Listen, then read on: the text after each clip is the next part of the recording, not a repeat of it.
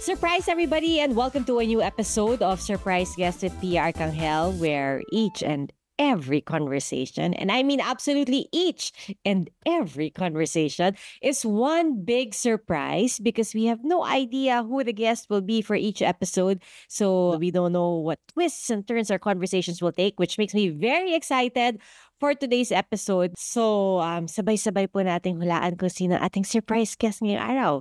Okay, first clue. Noong 13 years old pa lang siya, ay nakilala siya sa kanyang performance sa isang noontime show. Sa Will Time, Big Time.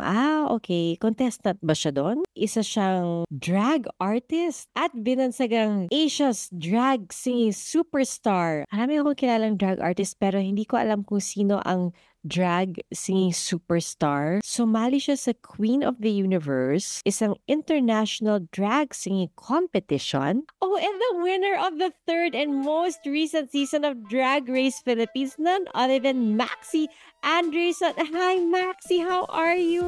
Hello! Hi, Maxi. Opo, How are you? magandang hapon! Ay, magandang hapon. It's nice to meet you. Kamusta ka? Fresh off your win? Fresh pa talaga eh. Yes, fresh na fresh po. I'm good naman po. Thank you for asking. I'm in the middle of the photo shoot pero syempre, Miss Pia, mag-give tayo ng time dyan kasi Miss Pia yan, bakla. Gano'n. Uy, thank you ha. Alam mo, kami ng anak ko ay fans ng Drag Race PH and yung season 2 we watched halfway through. Eto season 3 we're catching up pa. Nako, so may spoiler na ako. Oo Talagang nahintay ko. nga! Dapat pala hindi Kaya ganun pala hindi ko nahulaan kaagad. Yes! Uy, pero Maxi, how would you describe yung experience mo sa Drag Race PH? It was so overwhelming and so unpredictable. Parang lahat ng mga nangyari is parang go with the flow lang. I never anticipate anything. Kasi gusto ko talaga i-enjoy, i-embody, and gusto kong ma-treasure lahat ng moment. And yes, nagtagumpay naman ang aking plano. Tagumpay na tagumpay. Yes po, Miss Pia. Pasok nyo ba into the season, alam nyo na kung sino yung mga kalaban nyo? Or totoong surprise yung mga contestants? Totoong surprise kasi po parang sa hotel pa lang naka-blindfold na kami. So hindi namin alam kung sino yung mga kasali, hindi namin alam kung sino yung mga makakalaban namin. Pero kilala namin yung mga drag artists. Syempre maliit lang naman yung mundo namin. Pero hindi namin alam yung mga kasali sa Drag Race Philippines. So Okay. surpresa talaga kung makikita mo yung mga reaction namin is sobrang genuine. Kasi ayun lang yung time na magkikita-kita kami. Kasali ka pala kayo at mga ganong eksena. Bawal nyo sabihin sa mga friends nyo bago kayo pumasok. Yes po, kasi meron kami mga pinipirmahang papeles, ganon. Ay, mga non-disclosure, ganyan. Correct po, Miss Pia. Tama ka po.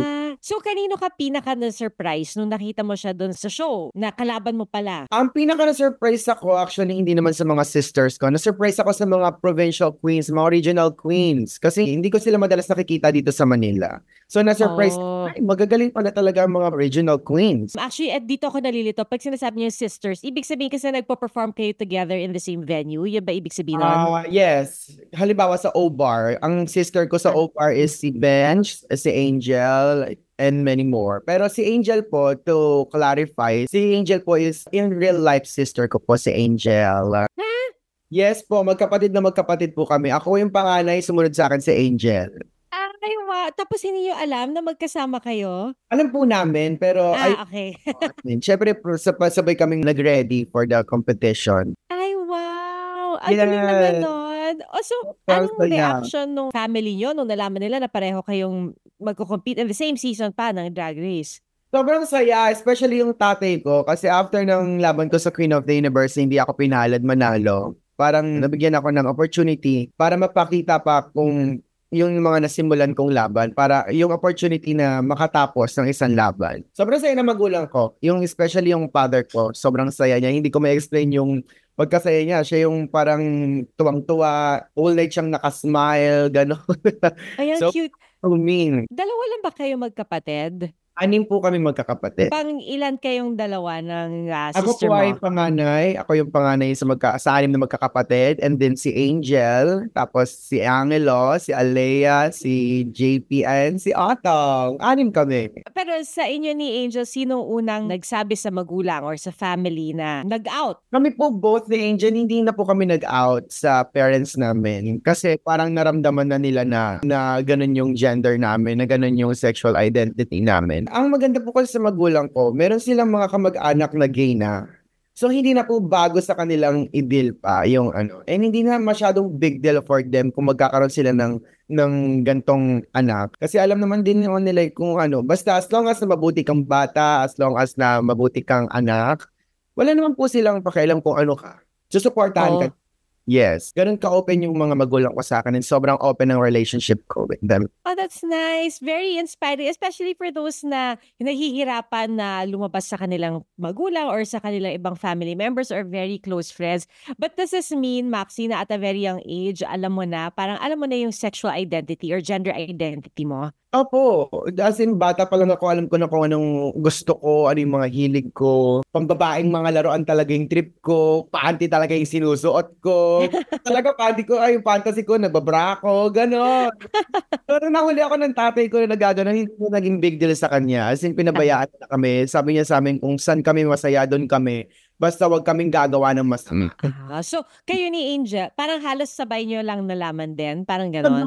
Kasi sabay kaming nagda-dance contest, sabay kami sa kabaklaan. Kami talaga yung mag-best friend ni Angel, bata pa lang. Kami yung dalawang nag-aagawa ng Barbie. Ang pinaka-cute pa pong nangyari sa amin. Pumunta kami ng mall, tapos sobrang naglalaro kami ng Barbie ni Angel. Tapos binili ng tatay ko for us. Oy, talaga?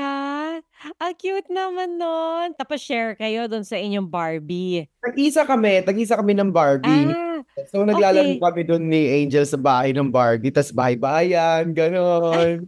Yes, kaya kami dalawa ni Angel yung super close at super open sa isa't isa. Oo, nakakatuwa na very supportive ang papa nyo, no? Saan kayo lumaki? Dito ba sa Manila or sa... Sa Manila po. Dito sa Manila. So, ano talaga, city-raised, city-born kayo.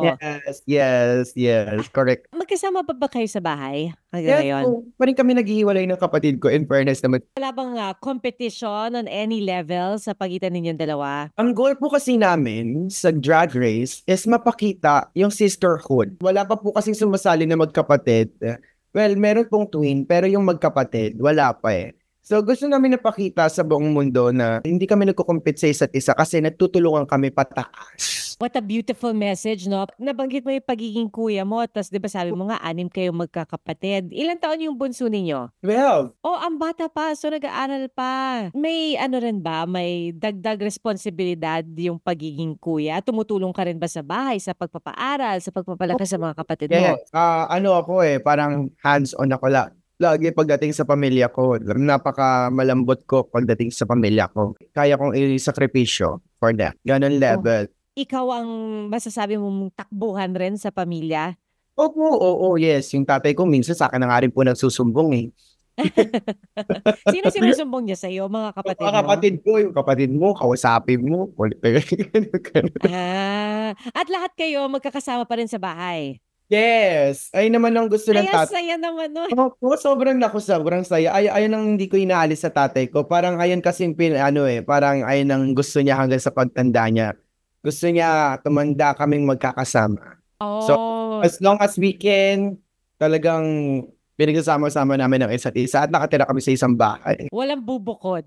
Walang bubukod. Hindi ba riot? So sa bahay, may kanya-kanya ba kayong toka? Yep. Kanya-kanyang gawain? Napakagulo po, Miss Pia, sa bahay namin. Isipin mo, 3 kaming bakla sa bahay, kami pa lang. Maingay na kami. Ay, 3. Teka, 3 kayo. Sabi mo ikaw. Si Angel, kaka yung bunso, Miss Pia. Bakla Ah. yung bunso. Out and love na rin siya. Gusto rin ba niya mag-drag eventually? Ay, naku, nag-show na po siya, Miss Pia. Talagang Wow. nag-show na siya. Nagko-contest siya? Not yet, pero Okay. darating siya. Pero ngayon, nag-show na rin siya. At nanonood ng Drag Race. Diyos ko, Ay. pansin. At swerte naman niya, meron siyang libreng advice from you and Angie, di ba? Saka sobrang swerte kasi accessible na lahat. Kami noon, parang ang hirap eh. Hirap pa kami noon. Ngayon siya, andyan na lahat ng gamit. Hihiramin na Gagalingan lang ko na niya. lang. Ay, saya-saya. So, meron nga kayong parang kanya-kanyang toka sa bahay. Parang, oh, ikaw in charge sa kusina. Ikaw Oo. sa, ano. Yeah. May ganon. Ikaw, maglilinis ka ng bahay, Tuesday ka. Ako, Wednesday. Ganon ang Oh. akin. Ako, taga-bila ng dinner. Ah. Siyempre, hindi ako sa pinggan. Oh, ikaw na Ako na bumili. bumili. Kuya ka naman eh. So, ikaw panganay. So, Opo. nararapat lang. Correct. Pero sa inyo ni Angel, sinong nauna na mag-drag? Ako po. Ako naman, Mm. naunang ma-open dito sa industry. Kasi I was 11 years old when I discovered na may ganun talaga, nag-exist talaga yung mga ganong industry. I was 11 years old nung una kong na-try maging drag. That time, sinabi ko sa sarili ko na eto na talaga yung gusto ko. Dito ko talaga mabibigyan ng justice yung sarili ko. Kasi pangarap ko talaga, bata pa lang ako maging Donna Summers, maging Beyonce, maging Mariah Carey, maging diva. Pero akala ko imposible siya kasi lalaki ako. Pero yung drag ang nag-open sa akin na nothing is impossible. Wow! So, Ayan. naalala mo pa ba yung first drag appearance mo? Yung sabi mo at a very young age, tinry mo. Naalala mo yung damit mo, yung makeup mo, ganyan? Yes, po, yes. Kasi paano hindi ko maaalala, Miss Pia? Lagi siyang category sa mga competition na sinasalihan ko. Sa Queen of the Universe, kung ano yung Wow. una kong suot, ayun yung i-elevate ko. So, meron po akong look. Describe mo naman sa amin yung look. It was a very shining, shimmering, splendid gown na yellow, blue, silver, and green. Parang flag ng Philippines inspired. And I was wearing curly, big hair. Tapos super dark na eyeshadow. Sino nag-makeup sa'yo noon? Ikaw na rin? Di po, ang nag-makeup po Akala ko sa ikaw na. yung friend ng tito ko. No? Yung friend na she's a transgender. Meron din po kasi akong tiyahin na drag queen din. So, As in, siya po talaga ang nagturo at nagpabulat sa amin ng drag. ay, nakakatawa. Wait, biological relative mo rin ito? Yep, yes po. Kapatid siya ng papa ko. Ah, okay. O sige. So, Yes. siya na ang naging, kumbaga, parang advisor slash mentor ninyo pagdating sa Yes, drag. mentor, yes, teacher, slash speaker. Yes, all around. Yung kapatid mo, parang kinonvince mo ba siya na sumali sa drag? Or parang nakita ka niya tapos gusto na rin niyang mag-drag? Kasi po si Angel, kung anong trip ko sa buhay, trip niya rin. Ganon. Ano po yun? That was 2000, I think 18 nung nagtatrabaho na ako sa O-Bar. Tapos gusto niyang manood ng drag. So sinama ko siya. Tapos yung may-ari ng O-Bar, nakita siya. So pinag-audition siya. So nung nag-audition siya, pasado siya. Ay, So ang galing. nag-drag na rin siya. Ang galing naman nun. So would you say na yung bond niyo ni Angel lalo pang lumalim nung pareho kayong sumali sa Drag Race? Yes po. As in, nung pumasok pa lang kami both sa O-Bar, sobrang lumalim na yung relationship namin sa isa't isa. Mas lalo namin nakilala yung isa't isa, mas lalo na maging close, mag-best friend palalo. Mas lalo namin na pag-uusapan yung buhay at ang reality. Oh. Kaya naging mas malalim po yung namin, yung relationship. Kasi doon na rin po kami naging mature. Nakakatuwa. Also, di pareho na kayong sumali sa Drag Race, tapos pareho na kayong part na ng drag industry, nagpa-perform sa O-Bar. Ano ba yung mga qualities ng isang drag artist na kailangan? Kasi syempre, hindi lang naman siya basta marunong ka mag-makeup, marunong ka mag-bis, Correct. marunong ka mag-ayos ng buhok. Correct. Kasi, hindi ba yung mga acts ninyo, kayo rin yung nagsusulat nun, tapos kayo pa yung magpa-perform nun? What I've learned as a performer, kasi parang bata pa lang po talaga ako nagpo-perform na ako sa stage. What I've learned is parang you need to capture their heart. Kahit nagpapatawa ka, kahit nananakot ka, kahit umiiyak ka, kailangan mo makuha yung puso ng mga tao. Kasi ayun ang importante. Kapag nakuha mo yung puso ng mga tao, magiging masaya yan sila. So, kailangan know your audience, di ba? Yes, know your audience and capture their heart. Ganon. Wow. Kinakabahan ka pa ba ngayon kapag magpa-perform ka? Po, especially kapag sa mga competition katulad ng Drag Race, mukha lang po talaga akong hindi kinakabahan pero kinakabahan po talaga ako. Kahit ngayon na nagpo-perform ako sa mga regular gigs ko, kinakabahan ako kasi ayoko ma-disappoint yung mga viewers ko. Ayoko ma-disappoint yung mga fans, yung mga audience. Syempre nagbayad po sila ng ticket. Oo Diba? nga. Yun yung unang importanteng pumapasok sa utak ko. Sin ako, nagbayad sila ng ticket, dapat worth it yung ticket na binabayaran nila. Kaya Oo. kinakabahan. Kasi baka mamaya, baka hindi ko mabigay yung satisfaction. Nako, habang syempre lumalaki ang fan base mo, so mas maraming nanonood, mas maraming bumibili ng tickets. Correct May po. pressure? May dagdag pressure ba yon? Ngayon, parang mas na-enjoy ko na po siya kasi parang yung mga fans super lovable, super approachable, and super open sa akin magbigay ng mga message. So, imbes na napipressure ako, mas namomotivate ako na magbigay ng best pa. Okay. Parang gusto ko best na lang ng best ng best. Wala nang Oo. pressure. Good approach yun, no? Anong buong pangalan mo sa pagkapanganak? J-Bot Andresen Gallard. Akala ko nickname mo lang yon. Di po, totoo pa Yung po yun, Miss Pia. J-A-Y, tama ba? Yeah, Victory, H-O-T, J-Bot. Oh. Ganun siya kaharte. Oo nga, saan galing yung J-Bot? Yung tatay ko po, kasi yung tatay ko, Bubot yung nickname, tapos junior siya. So, pinaghalo ko yun, J-Bot, J-Bot, di ba? Ang brainy ko. Ay, cute. So, nung bata ka, ang tawag sa'yo J-Bot? Opo, J-Bot. J-Bot! Okay. Kwento mo naman sa amin, Maxi, paano naging Maxi Andresen yung drag persona mo? Saan ba nanggaling yon?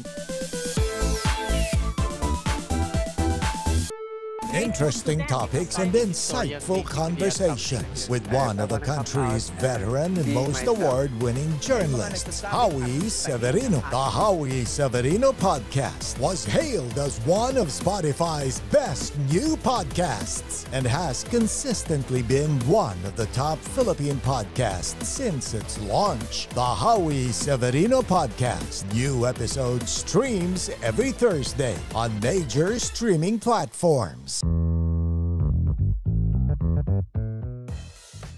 Kwento mo naman sa amin, Maxi, paano naging Maxi Andresen yung drag persona mo? Saan ba nanggaling yon?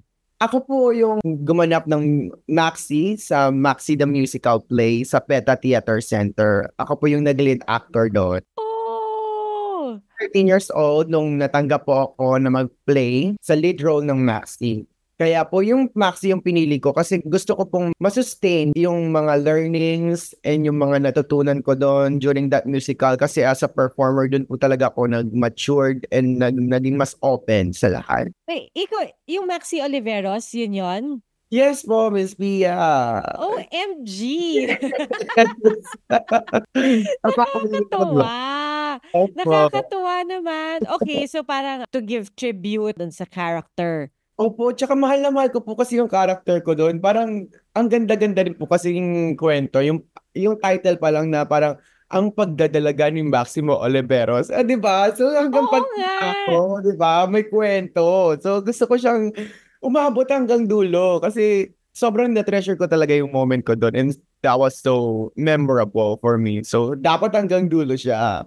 OMG! Naku, Yeah. hindi ko na-connect the dots agad, ha? Ayun po yung kwento. Oh, ang cute naman nun. Also, anong pagkakaiba ni Devot kay Maxi ngayon? Ngayon po parang wala na siya masyadong pinagkaiba kasi sobrang dikit na niya eh. Parang napakita ko na sa mundo kung ano talaga si J-Bot and si Maxi. Especially nung sumali ako sa Drag Race, nakita nila yung pagiging kuya ko sa pamilya, yung pagiging family-oriented ko, yung pagiging dedicated ko. So, wala naman lang masyado silang pinagkaiba po. Ngayon, pangalan na lang eh. Nakadikit na talaga siya sa akin eh. Whether si J-Bot ako, si Maxi, talagang nakadikit na siya sa akin. O di, Maxi, nadala mo na si Maxi Andresen to the international stage. Actually, nauna pa siya sa international stage, di ba? Bago ka mag-Drag Race PH. Yeah. Dito sa Drag Race PH, can imagine yung experience niya. First of all, special siya because kasama mo ang kapatid mo. And then, di ba, syempre yung mga icons and yung mga idol judges na biglang dumadating. Like, I remember si Jolina Magdangal, nandun siya, di ba? I mean, Yes, si Miss Sharon Cuneta, oh my God. oo. Shall we? Kaya nga, so, paano mo nagagawa na, teka, tatanggal ko muna yung pagka-starstruck ko bago ako mag-perform. Ang technique ko naman po dyan, parang bago ako sumampa ng stage, iniisip ko yung galit ko. Iniisip ko yung galit ko sa mundo. As in, Okay, sabi ko sana galit kanino. iniisip ko yung galit ko sa mundo, yung mga gusto kong mga homophobic, yung mga bashers ko. Iniisip ko sila kasi kailangan makita nila yung fierce na mukha ko. So, pag silang iniisip ko, parang mas fierce yung yung mukha ko. So, sinisetasin ko talaga si Miss Shawi, si Angeline. Oh my God, kailangan focus ka girl, kailangan galit ka. Ganon. Hindi madaling itago yung nervous, no? Hindi siya madaling itago. So, natutunan ko rin as dun sa Maxi na play kung paano mag-internalize. Oo, before stepping out on stage, internalize na. May naka-rotation ba sa mind mo yung mga kinaiinisan mo? Yung mga bully sa akin dati nung bata ko, ito ako ngayon, panoorin nyo ko, sobrang ganda ko na ngayon. Ganon. Ganon. Yun na ang best revenge. Yes. Sobrang ganda ko ngayon. Oo, yung mga homophobic kayo, ayaw nyo sa bakla, ayaw nyo sa ganito kaganda. Ganon. Pero nung bata ka ba, you're very lucky that you had the support of your family, pero that did not spare you from bashers Yeah. outside? Hindi ko naman po laging kasama yung magulang ko. Lalo na sa kalsada. Ako, batang kalsada po ako eh. So, syempre, hindi natin may iwasan na may mga tao talaga na mapanglait, mga nagtitrip-trip. Doon ko rin nalaman at natutunan na kailangan nasa bakla, matapang ka. Kailangan meron ka rin talagang lakas or confident para makipaglaban sa mga taong to. Kasi na-experience ko din na ako lang mag-isa eh. Pero tumayo ako, tumindig ako mag-isa, nilabanan ko yung mga taong yun. Ang street yung nagpa-realize sa akin noon. Yung kalsada ang nagturo sa akin ng totoong buhay. Meron bang point, Maxi, na yung talagang may literal fear ka of physical harm or physical danger na baka saktan ka? Madami as in kami. Dati binabato kami ng basura. Binubuusa kami ng ihi. Kasi mga bakla kaming grupo kami ng mga bakla. So dadaan kami sa kalsada. Tapos babutin kami ng mga basura ng mga nagiinuman ng mga lalaki. Tapos yung mga kokotong-kotongan ka kasi bakla ka. Pero lumalaban po kami, Miss Pia, hindi po kami bakla lang. Baklang maton kami, so lumalaban po kami. Nakipagbugan po talaga kami, yes. Pag gano'n, nagsusumbong ka sa tatay mo? Ay, hindi po. Hindi ako sa magulang ko nagsusumbong, sa tropa ko. Kasi sila re-resback. Yan, resma, kailangan ko resma, kailangan ko ng medyo strong na resma. Talagang sumusugod kami mga bakla doon kasi nakipagsuntukan kami, nakikipag-riot kami. Kasi dapat pwesto yung mga ganung bagay, kailangan matuto sila. Kailangan nilang ma-realize and kailangan nila ma-experience kung ano yung pinapa-experience nila sa amin. Ba sa Drag Race, parang ang tawag sa'yo or bansag sa'yo, or baka ikaw ba nagsabi nun, ikaw ang gangsta ng Maynila, gangsta sa Maynila? Ang sa kanila, Oo. kuya sa Oo. Yes, yes. Sinulat ko po yun sa lyrics ko. Okay. So, sa'yo galing yung line na yon. Yes po, sinulat ko. Ay, ang cute. Ngayon, parang medyo talagang tumatak na yon, di ba? Correct. Nung sinusulat ko po yun, taga Manila po kasi ako. Tapos, medyo astig-astigin ako sa lugar ako. Pero kasi, ang definition sa akin ng gangster is parang matapang, walang inuurungan, palaban. Ayun po yung definition sa akin. Kaya po, sinulat ko yun for me. Yung tipo hindi basta-basta pwedeng kawawain, di ba? Opo, yes, correct. Bawal Oo. ma-appeal. Maxi, paano mo na-maintain yung pagiging role model mo? Kasi syempre, part yan ng pagiging panganay eh. Yes po, ako naman, nagiging totoo lang ako. Kapag nagiging vocal din ako sa kung ano na-feel ko, as long as nagiging totoo ka, mas mapag-aaralan ka ng tao eh. Hindi ako nagtatago ng feelings ko. Kailangan kapag galit ako, nasasabi ko yun sa kanila. Kasi, parang mapag-aralan nila kung depende na sa kanila yun, kung paano nila itatago, kung paano nila ibubuga. And syempre, as a kuya, kailangan ko rin maging stricto sa mga kapatid ko and very supportive, very mapagmahal. Kung ano yung ina-apply sa akin ng mga magulang ko, ayun din yung ina-apply ko sa mga kapatid ko. Actually, yun nga yung babanggitin ko sana, no? Parang, kumbaga, pay it forward ka kasi yung parents mo very supportive sa'yo. Kailangan makita yun ng kapatid ko sa akin. Kailangan makita nila na kung gaano, hindi lang naman ako. Kumbaga, ako yung parang nagiging mas vocal sa mga learnings na tinuro sa akin ng mga magulang ko. And gusto ko yun sa kanila. Yung support ng parents mo for you, for Angel. Anong pangalan ng bunso mong kapatid? Otong. Si Otong. Tapos yung tatlong mong kapatid in the middle, Yes si po. Si Angelo, si Alea, and si JP. Angel and Angelo. Oh, okay, nakakalito.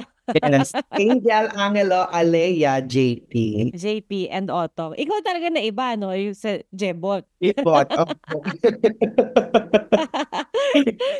So, paano nakatulong yung pagkakaroon ng supportive parents? Kasi usually sila yung first na sandigan mo. Tapos kung hindi mo masabi sa magulang mo yung nasa saloobin mo, parang napakahirap. So, gaano kalaki yung kalaking factor yon?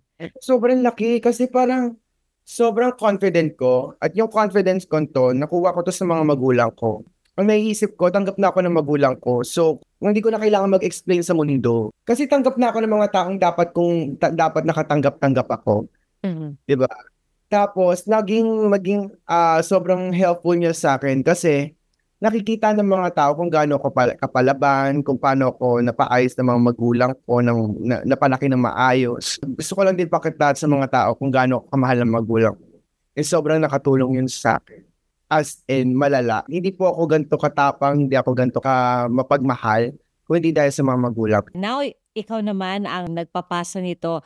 Hindi lang sa pamilya mo, syempre, but to all the people around you. Diba sabi mo, bata ka pa lang, nahili ka na sa pagiging drag artist, diba? So, Yes ibig po. sabihin, bata ka pa lang, gusto mo nang gawing career ang pagdadrag? Or meron ka bang naisip na ibang career na gustong pasukin nung bata ka?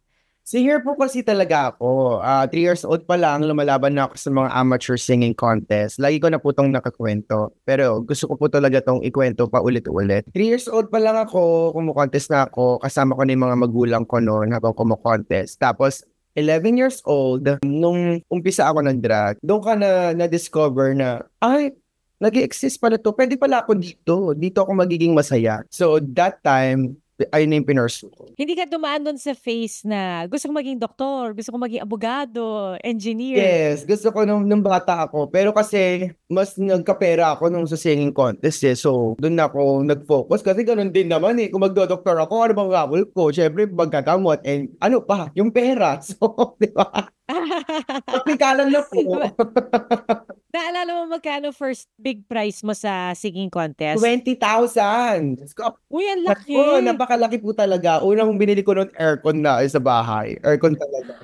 Wow! Ilan taon ka noon? 4, 5? Wow! Ang pait mo naman. Tapos talagang aircon para sa bahay binili mo. Wala kang hiningin na parang manika, t-shirt, ganyan. Siguro yung ganung bagay. Pero yung Okay. binili aircon for my family. Saan yan? Sa barangay ba yan? Barangay contest po. Barangay Oh, contest. ang laki naman ng papremyo.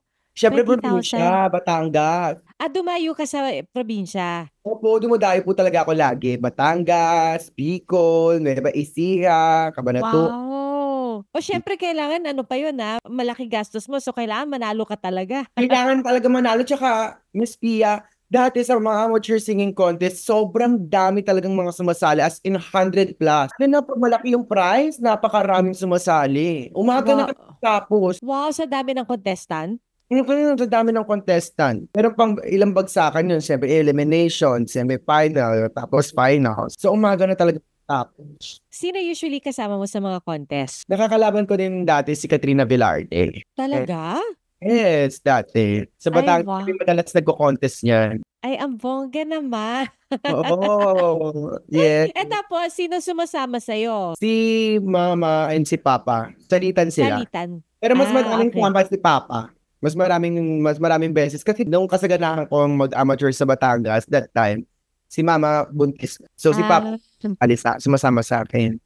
Oh, okay. So very close talaga kayo ng papa mo. Sobra, as in, kahit naka-makeup ako na malala, hindi niya ako kinakahiyang kasama. Oh, sweet naman ni Pa. Oo, sa bus. Oo. Sa lahat ako matutulog. Ganun. Habang may makeup pa ako. Ano? Ay, ang cute naman Natutuwa ako dito sa mga experiences mo. Yung pagiging singer mo ba nakuha mo sa papa mo or sa mama mo? Both of my parents is music lover. Oh. Every Sunday si Papa nanonood ng concert, tapos si Mama naman mabidyo okay.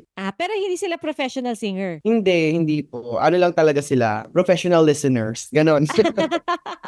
Yung tatay ko every day off kasi niya, nanonood siya ng mga concerts. Iba-iba, Michael Jackson, Beyonce, Cyndi Lauper, Madonna. Tapos pang nanonood siya, no, tinatabihan ko ng tatay ko. Buti na sasamahan ka pa nila sa mga contest mo. Ano trabaho ni Mama tsaka ni Papa nung maliit ka pa? Papa, nangangalakal. Si Mama naman, housewife lang.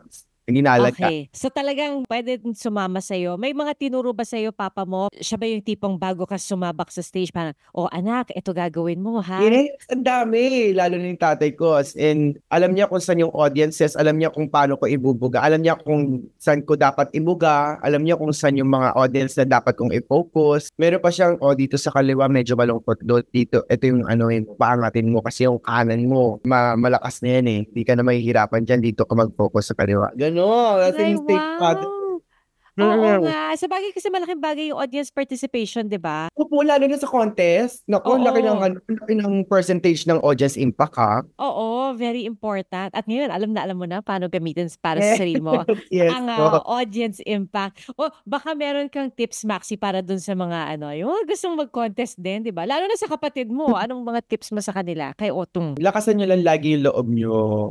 Hindi porket natalo ka ng ilang beses, lagi kang talo. May mga times na mananalo ka din. And kapag nangyari yon, kapag dumating yung times na mananalo ka, sobrang worth it. Pagtiwalaan mo lang yung sarili mo at lagi mo mahalin. Huwag ka maging harsh sa sarili mo pag natalo ka. Maging patience ka lang. Kailangan mo lang siguro matuto.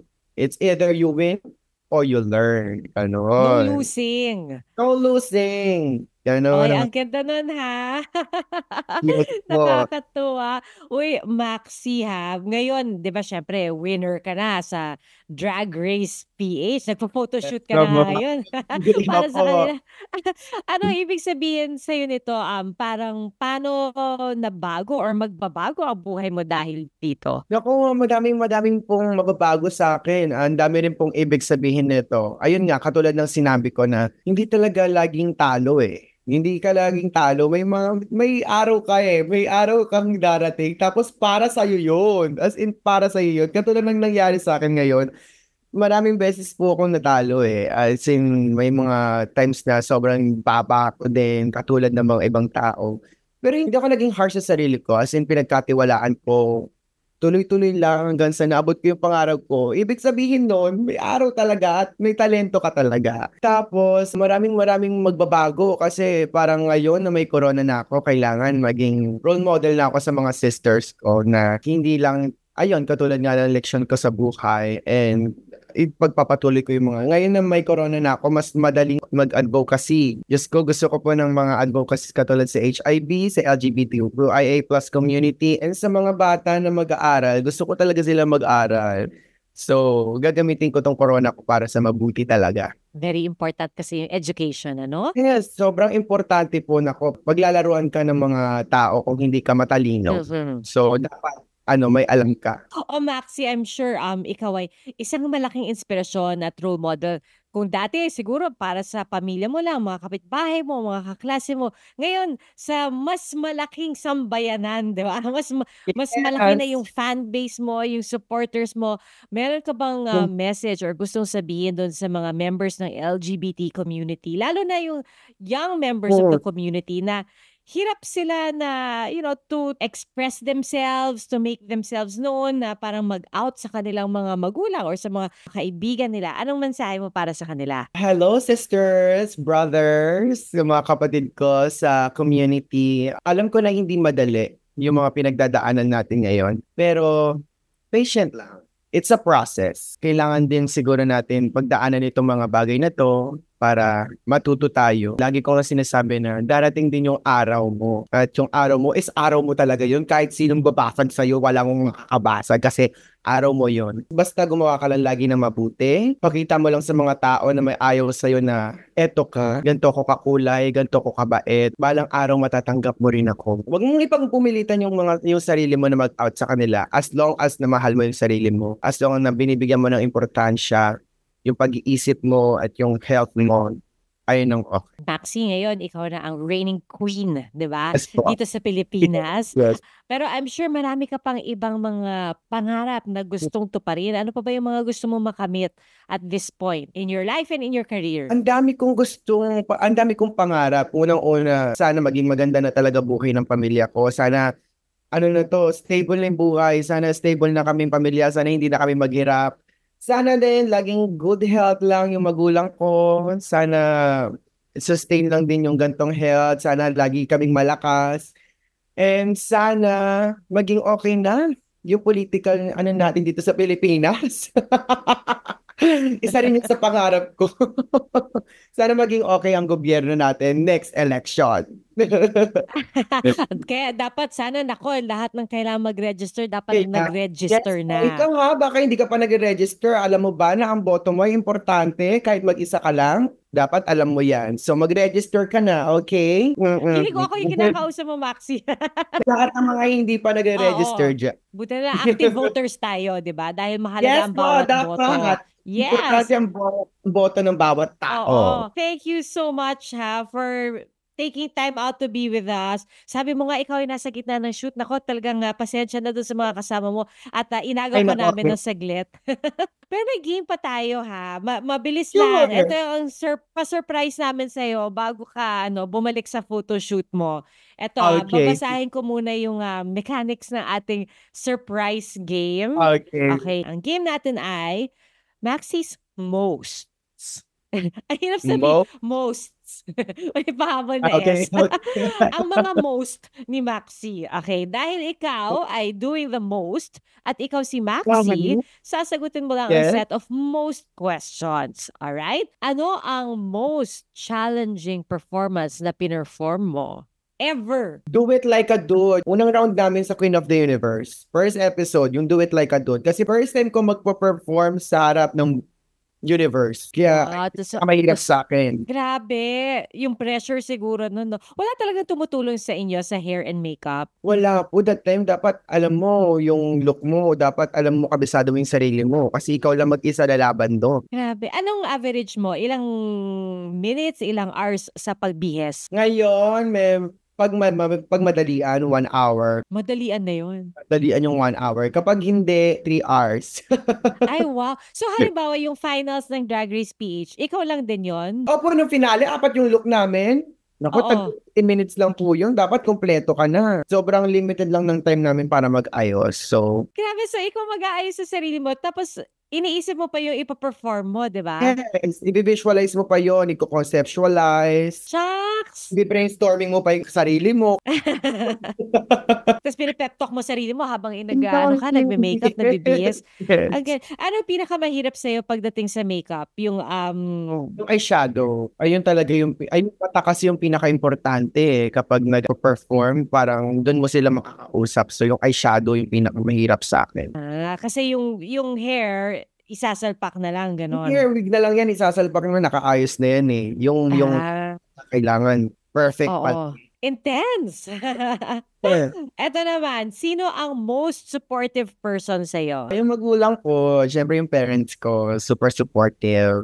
No doubt. Second, sige, sinong runner-up doon? Angel! Diyos ko, kahit anong amats ko, talagang supportive yun.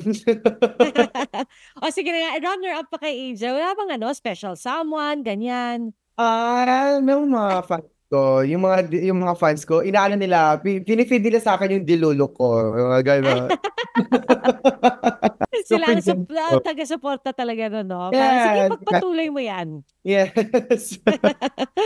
How about the most expensive thing na bibilhin mo gamit ang napanalunan mo sa Drag Race? House and lot for my family. Ang bongga naman. Ayun yung pinaka-expensive kong gagastusin for my family. House and lot. Ay, wow. Ay, saya naman nun. Kaya bawal talaga bumukod, no? Yes po, bawal. Kailangan damay-damay doon, no? How about most ultimate dream ni Maxi? Most ultimate dream is to sustain what I am today. I love it. For as long as you can, di ba? Yes. Parang hindi mawawala. Correct, Miss Pia, di ba? Dahil marami ka pang mga advokasya na isusulong. Yes, gusto ko talaga maraming advocacies. Avail ko Buy one, take one. Yes. Oy, and it's so nice to see, Maxi, na talagang iniisip mo kung paano mo gagamitin yung platform mo. Hindi lang yung para sa pagparami ng followers or, di ba? Yes. Parang kung ano-ano lang. Dapat may sense. Gusto ko yung Oo. crowd ko is may mapuntahan. Gusto ko yung boses ko ngayon as long as na meron pa akong boses at meron akong corona, gagamitin ko talaga to sa mabuti. Kasi ito naman talaga yung intention doon. Nako, Maxi, at the start of your reign, we wish you the best of luck. Marami kang magagawa at gagawin pa. So, thank you so much, Maxi, for spending time with us at congratulations ulit. Baka gusto mong invite yung ating viewers on Spotify video and on our YouTube and Facebook. Tapos pati na rin yung listeners na mahanap ka, mapanood ka on your social media. Hello everyone! Sa mga gusto mag-follow sa akin, ang socials ko po sa TikTok, sa YouTube, sa Facebook, sa Instagram is Maxi Andreson. Maxi Andreson lang po. Yan po. Thank Ayan, you. with the Sana check, nag-enjoy kayo at sana may natutunan kayo kahit papano sa aming kwentuhan ni Miss Pia. Oh, thank you so much, Maxi. I hope I get to see you soon in person. Thank you so much, Maxi. Thank you, Miss Pia! The surprise was planned by the team of Louie Andre Magtibay and Aubrey De Los Reyes, edited by Shirley Paghiligan with the amazing people of GMA Integrated News. Don't forget to like and subscribe. Till the next surprise!